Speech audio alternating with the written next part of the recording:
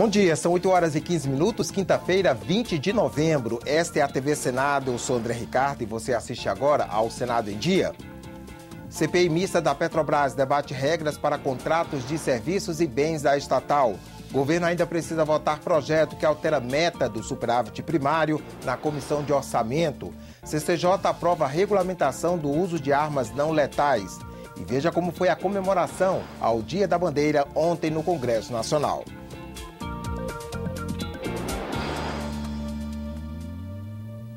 A CPI mista da Petrobras debateu nesta quarta-feira as regras usadas para a contratação de serviços e compra de bens pela estatal.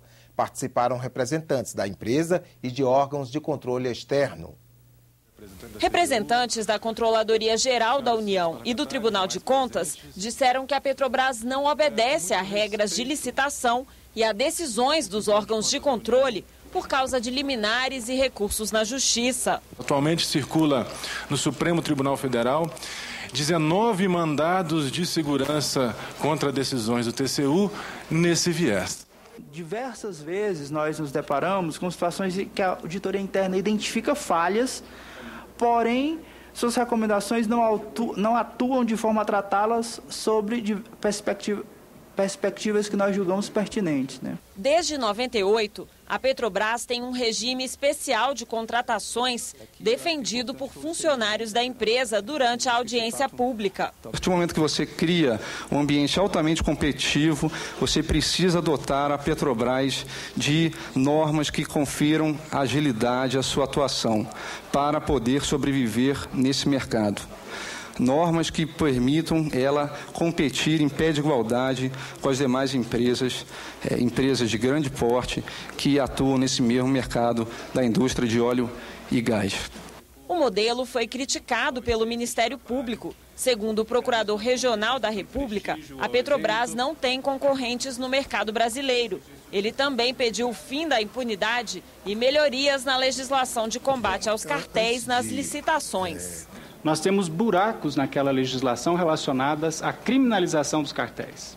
O segundo ponto é que muitas sociedades de economia mista vivem no limbo competencial, no limbo jurisdicional. O grande ponto dessa CPI vai ser isso, dar ao Brasil uma nova legislação que não permita que maus diretores e que maus diretores das empresas públicas possam fazer o que aconteceu com a Petrobras. Durante a audiência, a oposição pediu que a presidente da Petrobras, Graça Foster, seja punida por mentir à CPI mista. Lamento dizer que a presidente Graça Foster mentiu nessa CPMI, porque se em 11 de junho ela dizia que não havia nenhuma informação com relação ao pagamento de propinas, e agora ela fala que desde maio já tinha um ofício, ela mentiu para o povo brasileiro. O presidente da CPI mista, senador Vital do Rego, não foi à reunião. Pela manhã, ele criticou a decisão do Supremo Tribunal Federal de negar acesso aos depoimentos dos indiciados pela Operação Lava Jato, prestados sob delação premiada. Entendemos a posição do Supremo Tribunal Federal, do seu ministro relator, mas não concordamos, porque haveria também, por força constitucional, da CPMI ou da CPI ter o compartilhamento destes elementos. Um acordo de líderes nesta quarta-feira permitiu a retomada da votação na Comissão Mista de Orçamento do projeto que altera a meta do superávit primário do governo federal. A votação do dia anterior foi desconsiderada e a oposição desistiu de ir à Justiça. Mas o governo não conseguiu derrubar o prazo regimental para votar a matéria. Na manhã desta quarta-feira, os presidentes do Senado e da Câmara convocaram os líderes partidários para uma reunião.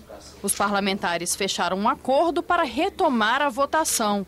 Os oposicionistas saíram satisfeitos e desistiram de acionar a Justiça. Esse acordo, ele não envolve nada além da retomada do processo de votação a partir da ata e da leitura do relatório, que foi atropelada ontem, passando por cima do regimento interno da Casa. A base aliada disse que a proposta de acordo não partiu do governo. Não é o governo que está fazendo esse entendimento, fomos nós que fizemos um entendimento congressual, até porque nós teríamos sessão do Congresso hoje, vamos passar essa sessão para a próxima terça-feira, buscando, obviamente, fazer o entendimento possível, dentro, obviamente, do limite regimental. À tarde, a reunião da Comissão Mista de Orçamento foi retomada num clima bem mais tranquilo. Pelo regimento interno do Congresso, depois da apresentação do relatório, são necessários 2 dias úteis para que a matéria seja incluída na pauta de votação. O relator apresentou um requerimento para desconsiderar esse prazo. Eram necessários 18 votos. Só 15 foram a favor. Faltou mobilização da base do governo na Câmara. Faz parte do jogo democrático, nós vamos, terça-feira, retomar a votação. Mas estamos dentro do prazo, com tranquilidade, já vencemos várias etapas. O importante é cumprir o regimento e votar dentro das regras. Depois da comissão de orçamento, o projeto tem que ser votado pelos senadores e deputados em sessão do Congresso. Mas 41 vetos presidenciais têm prioridade e devem ser analisados antes.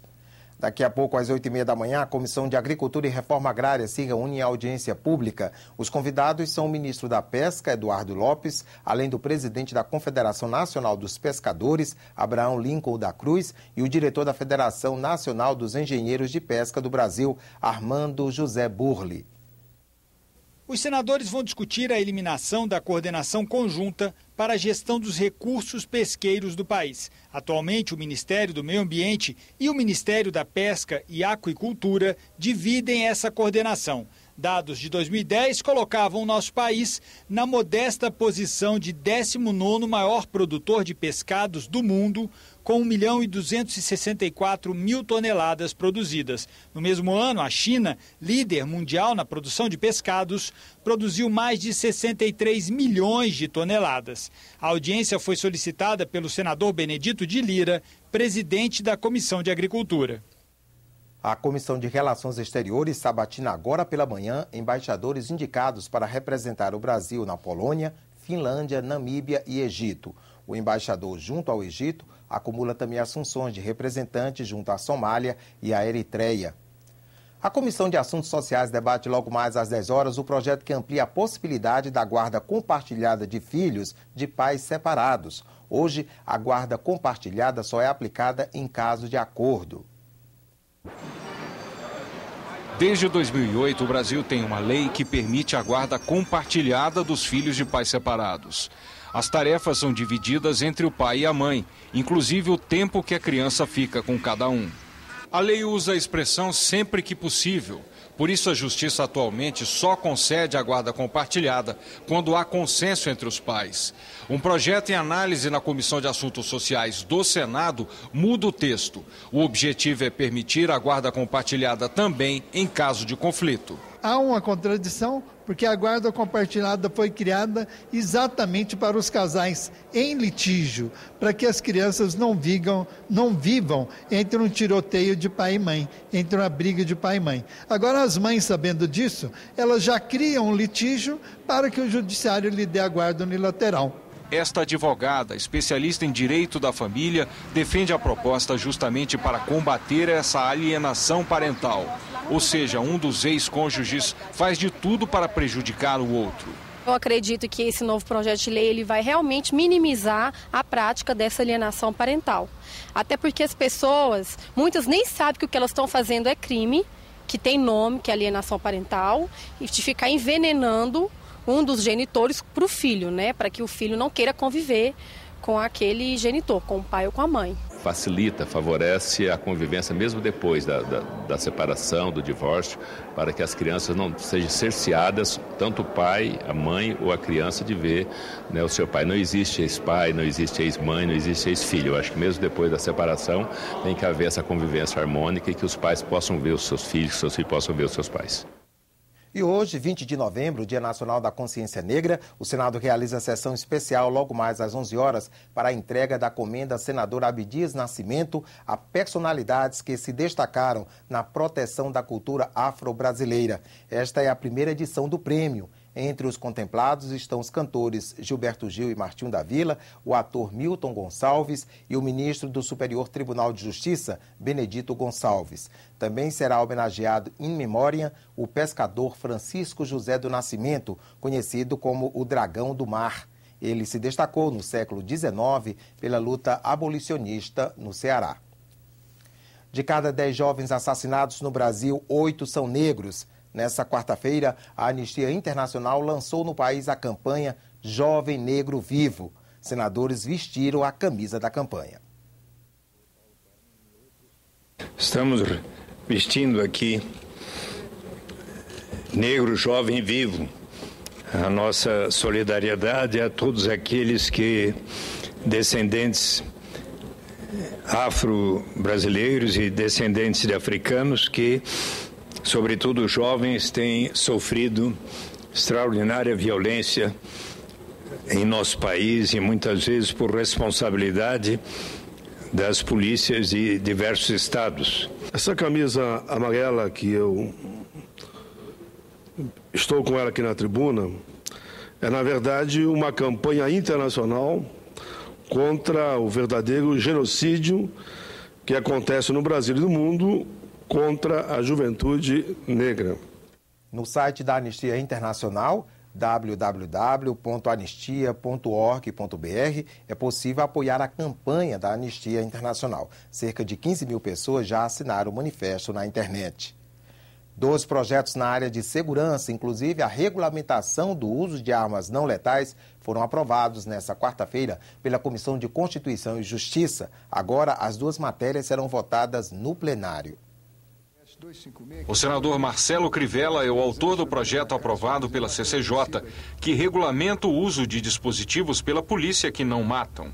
Taser, imobiliza com choque, gás de pimenta ou, em último caso, o tiro com borracha. Pela lei, todas as polícias deverão treinar seus policiais e utilizá-los antes de usar a arma letal, claro, quando isso puder ser feito. A comissão aprovou a proposta de emenda à Constituição de autoria do senador Fernando Collor, que determina aos estados oferecer garantias aos policiais civis e militares e seus familiares. A relatora estendeu aos bombeiros militares e agentes penitenciários. Assegura aos policiais civis e militares assistência à saúde e seguro de vida compatíveis com os riscos de sua atividade profissional, cujos custos serão integralmente pagos pelo ente federado ao qual se vincula. No Dia da Bandeira, comemorado ontem, crianças e parlamentares repetiram em frente ao Congresso um ritual de respeito ao símbolo do país. A solenidade é especial e o centro das atenções é a bandeira nacional, que completa 125 anos. O verde e o amarelo são referências às famílias reais, o azul ao céu da capital, as estrelas aos estados. No centro, o lema: Ordem e Progresso. Eu gosto das cores delas, as estrelas, o símbolo que ela traz para todos os brasileiros. Ele representa a nação inteira, então por isso que eu gosto dela.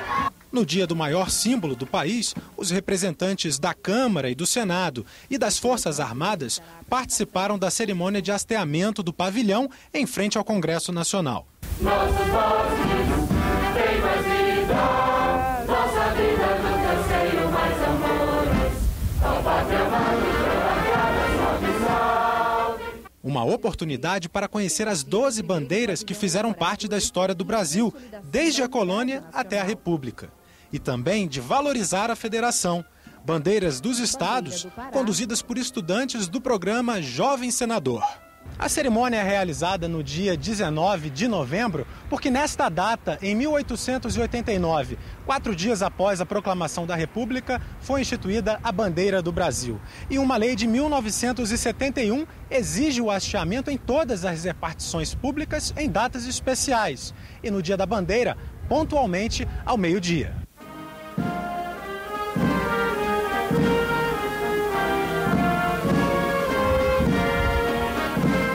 A mobilização começa referente ao ativismo, né, o Dia Internacional pelo Fim da Violência contra a Mulher. A mobilização começa em 25 de novembro e termina em 10 de dezembro, Dia dos Direitos Humanos. Essa campanha foi lançada no mesmo dia em que a Comissão de Justiça deu sinal positivo para que uma proposta de emenda à Constituição seja votada no plenário. A PEC, de autoria da senadora Marta Suplicy, inclui o amparo à mulher vítima de violência nos programas de assistência social.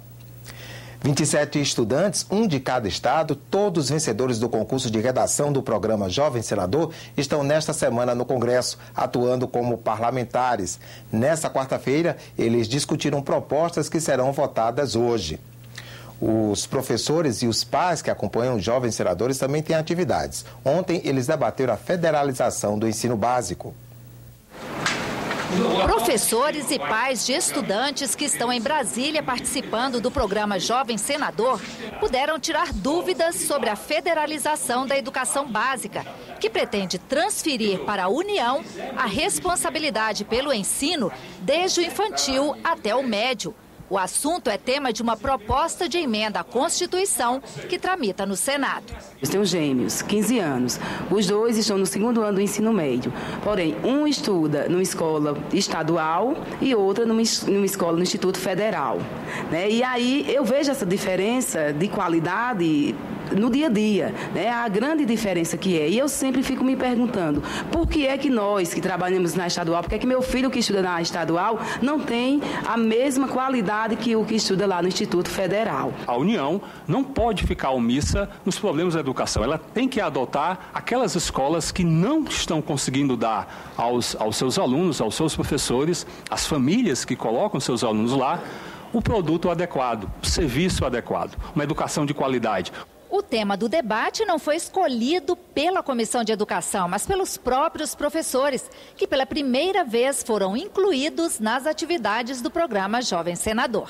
Na minha concepção, não existe escola sem aluno, da mesma forma que não existe escola sem professor. Então a gente precisava completar esse projeto. E para completar o projeto, nós precisamos trazer também os professores para compor esse cenário. A gente percebeu que todos os problemas que nós temos aqui em Brasília, eles estão sendo estudados, estão sabendo dos problemas que nós passamos, está sendo feita alguma coisa. Ficamos por aqui. No decorrer do dia você acompanha outras informações nos boletins do Senado agora. Enquanto isso, continue assistindo a nossa programação.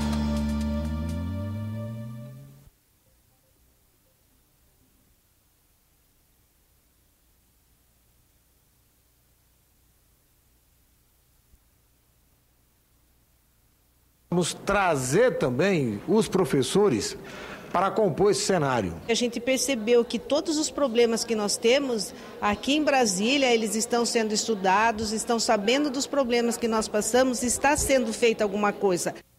Ficamos por aqui. No decorrer do dia você acompanha outras informações nos boletins do Senado agora. Enquanto isso, continue assistindo a nossa programação.